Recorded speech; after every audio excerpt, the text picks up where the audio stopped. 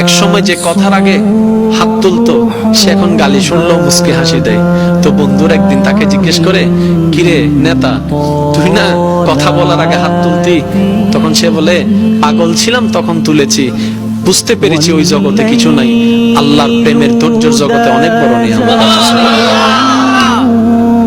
এত বড় বড় সফল ব্যক্তি যদি ছোটবেলায় লাথি খাইতে পারে, আপনি পারবেন না কেন? আর সবার কথা বাদ দেন, ও নবী, আপনি শুধু একবার বলতেন জিবরাইল উল্টাই দিত, আপনি বললেন না কেন?